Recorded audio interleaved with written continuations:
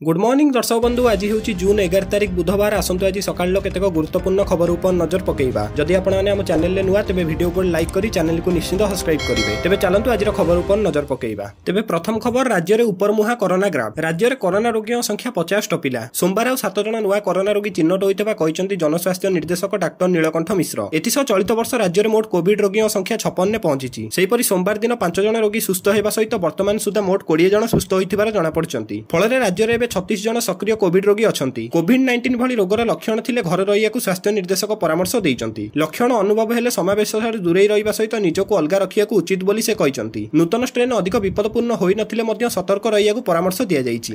तेबे परवर्ती खबर, आजिठु बढ़िबो वर्षार परिमाण। एनै पूर्वानुमान करिछि आंचलिक पाणीपाग केन्द्र। कंधमाल, गंजाम, गजपति और मयूरभंज जिल्ला में प्रबल वर्षा हेबार संभावना रहिछि। अन्य 17टी जिल्ला में बिजुली घड़घड़ी सहित वर्षा होइपारे। सेहीपरि आसंताकाली मध्य विभिन्न जिल्ला में बिजुली घड़घड़ी सहित वर्षा हेबार संभावना रहिछि। दक्षिण और उपकूल ओडिशा समेत अनेक स्थान में वर्षा हेबो। 16 और 17 तारिख में उत्तर ओडिशा रे अधिक वर्षा हेबार संभावना रहिछि। पाणीपाग विभागर पूर्वानुमान अनुसार उत्तर पश्चिम बंगोपसागर पार्श्ववर्ती उत्तर उपकूल और तत्संलग्न दक्षिण गांगीय पश्चिम उपकूल में एक घूर्णिबलय सृष्टि होइछि। एहार प्रभाव में राज्यर विभिन्न स्थान में वर्षा हेबो। तेबे परवर्ती खबर, सरकार को सफलता तालिका देबे मुख्यमंत्री। दिनक परे राज्य में बीजेपी सरकार को पूरीब वर्षे। एहा पूर्व आज सांबादिक सम्मेलन करिवे मुख्यमंत्री। राज्य सरकार को वर्षर सफलता बखाणिबे मोहन माझी। सरकार को आसिया पूर्व केउ प्रतिश्रुति दिया जाइथिला, केते प्रतिश्रुति पूरण होइछि, आगु सरकार कौन करियाकु लक्ष्य रखिछंती से नै विस्तृत सूचना देई पारंती मुख्यमंत्री। राज्य सरकार को 1 वर्ष पूर्ति पई स्वतंत्र कार्यक्रम करा जाउछि। गत जून 8 तारिख रो आरंभ होइतिबा ई कार्यक्रम 21 तारिख पर्यंत चलिबो। एही क्रम रे जून 20 तारिख रे प्रधानमंत्री ओडिशा गस्तर रे आसीबे। जनता मैदान में आयोजित कार्यक्रम रे जोग देबे प्रधानमंत्री। जून 20 रे राज्य बीजेपी सरकार को 1 वर्ष पूर्तिर मुख्य कार्यक्रम करा जिवो। तेबे परवर्ती खबर, सेना को मिलिबो नुआ वायु रक्षा कवच। आहुरी शक्तिशाली हेबो भारतीय सेना को खूब शीघ्र मिलियाकु जाउछि एयर डिफेंस सिस्टम। चीन और पाकिस्तान सीमा रे मुतयन हेबो एई नूतन वायु रक्षा कवच। एई नूतन वायु रक्षा कवचर ना हेउछि quick reaction surface to air missile system. संपूर्ण स्वदेशी ज्ञान कौशल प्रस्तुत होइछि एई नूतन वायु रक्षा कवच। एहाकु डीआरडीओ द्वारा प्रस्तुत करा जाइछि। एहाकु सफलतार सह परीक्षण मध्य करा जाइछि। डीआरडीओ ठारु 30,000 कोटी रे किनियाकु खूब शीघ्र चुक्ति स्वाक्षर करिवो प्रतिरक्षा मंत्रालय। निकटरे ऑपरेशन सिंदूर बेले पाक सीमा रे सुरक्षा देइछि S-400। केवल S-400 नु एबळी अनेक एयर डिफेंस सिस्टम देशवासी को सुरक्षा देई आस्तिले। शत्रुर सबु आक्रमण को पॉइंट करिछि वायु रक्षा कवच। तेबे परवर्ती खबर, जेल 3 बांग्लादेशी कैदी फेरार। जेल फेरार हेले 3 बांग्लादेशी कैदी। भारतर अवैध भाव रहुथिबा हेतु तांकु पुलिस गिरफ करी झारखंडर हाजिरबाग केंद्रीय कारागार रे रखिथिला। बहु संख्यक बांग्लादेशी आसी भारत रे रहुथिबार घटना तो आमे आगुरु भी जानिछे। पहलगाम घटना परे समस्त बांग्लादेशी मानकु भारत छाड़ियाकु कुआ जाइथिला। बेले तापरे भी जेउ माने अवैध भाव रहुथिले सेमानकु पुलिस गिरफ करथिला। सेही गिरफ होइतिबा कैदी भितरु 3 जण बांग्लादेशी कैदी झारखंडर हाजिरबाग केंद्रीय कारागार रु फेरार होई जाइछंती, जाहाकु पुलिस एबे खोजुची।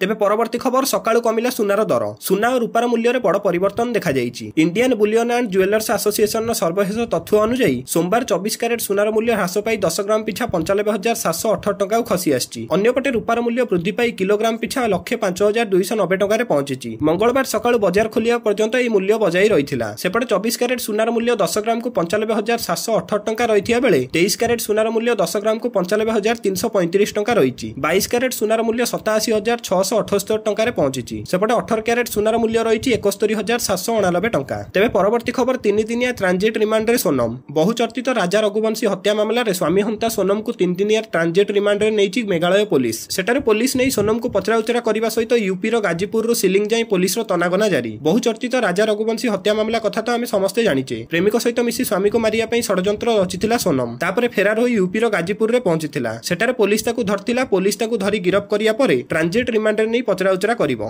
तेबे परवर्ती खबर, जेल गले धर्मगढ़ उपजिल्लापाल। गिरफ परे लांचुआ आईएएस ऑफिसर को जेल पठाइला विजिलेंस। जेल गले धर्मगढ़ उपजिल्लापाल धीमान चकमा। जामिन नामंजूर परे तांकु भवानीपाटना जिल्लार कारागार को पठाई दिया जाइछि। गतकाली संध्यारे जामिन नामंजूर हेबा परे भवानीपाटना जिल्ला कारागार को पठाई देइचंती विजिलेंस कोर्ट। जणे व्यवसायीक ठारु 10 लाख टंका लांच नेउथिया बेले धर्मगढ़ उपजिल्लापाल धीमान चकमा विजिलेंस हातरे धरा पड़िथिले। एहा परे तांको सरकारी बासभवन नु 47,47,600 टंका जबत होइथिला। अन्य स्थान रे चढ़ाउ बेले समुदाय 57,46,600 टंका जबत होइथिला। गतकाली पुणी विजिलेंस रो एक टीम धर्मगढ़ जाई उपजिल्लापालक ऑफिस को छानबीन करथिले। एही सहित बहुत गुरुत्वपूर्ण कागजपत्र जबत करी तदंत करथिबार जणा पड़िछि। एहा छडा कर्मचारी सहित मध्य आलोचना करछि विजिलेंस। तेबे परवर्ती खबर, स्नान पूर्णिमा जगा दर्शन पई जाउथिले केउंटी करिवे गाड़ी पार्किंग। स्नान पूर्णिमा पई होइछि स्वतंत्र ट्रैफिक नियम। पुरी को गाड़ी प्रवेश नै रहिछि अनेक कटकणा। 2 चकिया और 4 चकिया पई मार्गदर्शिका जारी करा जाइछि। बाइक पई municipality market complex Jagannath Ballabh parking रे व्यवस्था करा जाइछि। समुद्र कूल जाउथिले वीआईपी रोड दे दिगबारेणी पाख पार्किंग रे अनुमति रहिछि। सेहीपरि कार पई मध्य पार्किंग नियम करा जाइछि। भुवनेश्वर पटु आस्तिले जेल रोड ରୋଡରେ ଗାଡ଼ି ପାର୍କିଂ ସୁବିଧା ରହିଛି। ଏହି ପାର୍କିଂ ସ୍ଥଳ ପୂର୍ଣ୍ଣ ହେବା ପରେ ଗାଡ଼ିଗୁଡ଼ିକୁ ମେଡିକାଲ ଛକରୁ ବଡ଼ ଶଙ୍ଖ ନେଇ ଶରଧାବାଲିରେ ପାର୍କିଂ କରାଯିବ।